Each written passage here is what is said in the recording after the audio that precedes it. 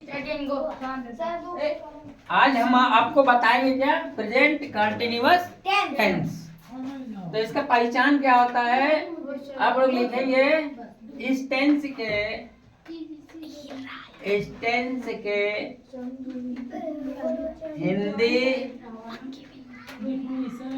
हिंदी वाक्यों के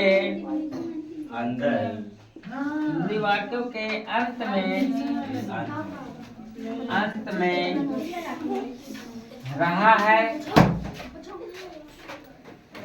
रही है, रहे हैं, आज रही हूँ, आदि शब्द आते हैं। कहने का मतलब क्या है कि जहाँ पर प्रेजेंट कंटिन्यूअस टेंस होगा वहां पर यदि तुम लोग को मिल रहा है, रहा है, रही है, रहे हैं, रहा हूँ आदि शब्द अगर मिल रहा है तो किस टेंस में होगा? Present continuous tense. कोई वाक्य है जैसे कि मान लो कमला एक गाना गा रही है, कमला एक गाना गा रही है, तो लास्ट में क्या आया? रही है। तो इसको तुरंत हम पहचान लेंगे कि प्रेजेंट कंटिन्यूअस टेंस का है। अब इसमें 4 प्रकार के सेंटेंस होते हैं। Number 1 sentence affirmative sentence.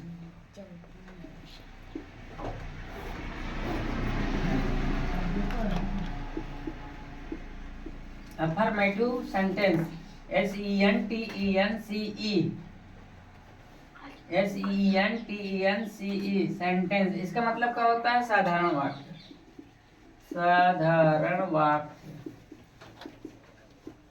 Sentence कितने प्रकार का होता है? एक होता है साधारण वाक्य, एक होता है नकारात्मक वाक्य, एक होता है प्रश्नवाचक वाक्य और चौथा होता है प्रश्नवाचक नकारात्मक वाक्य।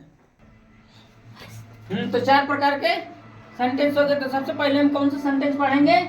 Affirmative sentence. अफर्मेटिव का मतलब होता है कि साधारण वाक्य। साधारण वाक्य मतलब इसमें क्या नहीं, क्या नहीं, ये सब चीज नहीं लगा रहता है, तो नॉर्मल सा सेंटेंस होता है, तो उसको हम क्या बोलते हैं? साधारण वाक्य। इसका पहचान क्या होता है, उसका नियम क्या होता है? रूल देखिए, रूल में क्या होता है?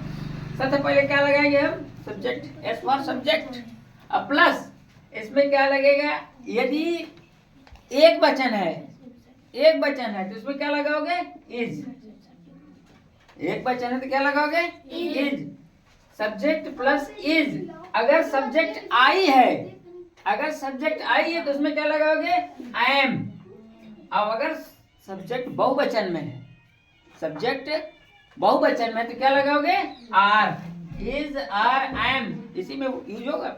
इज, आर, एम प्लस फिर क्या जोड़ोगे? वर्ब। वर्ब में कौन सी वर्ब लगाओगे? आईएनजी वाला फॉर्म। फिर उसके बाद क्या लगाओगे? ऑब्जेक्ट। और फिर बाद में क्या लगाओगे? अदर।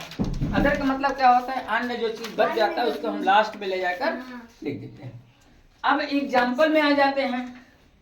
एग्जाम्पल में क्या होगा? रूल तो हमने आपको लिख दिया। सबसे पहले सब्जेक्ट, फिर इज, आर, एम में से कोई एक लगेगा, फिर वर्ब में आईएनजी, फिर ऑब्जेक्ट। ऑब्जेक्ट मतलब कर्म, और कर्म के बाद फिर जो अदर बचा रहता है उसको हम लास्ट में लिख देते हैं। जैसे वह गाना गा रही है। अब ध्यान देते हैं, सब्जेक्ट ये है, ये सब्जेक्ट हुआ तुम्हारा सब्जेक्ट। अब गाना गा रही है, तो 2 चीज इसमें है, गाना भी है और गा भी रही है। तो गा रही है, जो गा रही है वो हो जाएगा तुम्हारा, क्या हो जाएगा? ये वर्ब, ये हो जाएगा ऑब्जेक्ट। ठीक है, वह गाना गा रही है, तो इसका क्या हो जाएगा? सी कितने वचन है? एक वचन को लेकर, तो she is singing, SINGING, singing a song.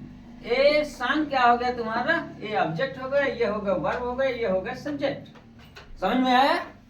ये तुम्हारा रूल हुआ। इस अनुसार से तुमको जितने ऐसे वाक्य आ जाएंगे तुम्हें करना है। फिर उसके बाद चलो एक एग्जांपल और बताता हूँ। जैसे मैं तुम्हें मैं तुम्हें पढ़ाता हूँ, पढ़ा रहा हूँ। ठीक है, कैसे पहचानोगे कि कौन सा टेंस है? हम यहाँ से पहचानेंगे।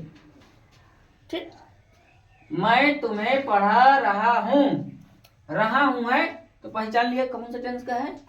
Present continuous tense. फट से वही रूल अपनाएंगे हम। कौन रूल अपनाएंगे? ये वाला रूल। सबसे पहले क्या लिखेंगे हम? सब्जेक्ट क्या है? आई। अब मैंने पहले बताया था ना कि आई के साथ क्या लगता है? आई एम पढ़ा रहा हूँ। पढ़ाना क्या करिएगा? वही टीच में आई जोड़ देगा। TEACHING teaching. और तुम्हें क्या करिएगा? आ जाएगी टीचिंग यू। ठीक है, इसको नोट करिए। फिर इसके बाद हम HW देते और सेंटेंस देते हैं करने के लिए। फिर आप लोग प्रैक्टिस करिए, इसी पर डिपेंड है।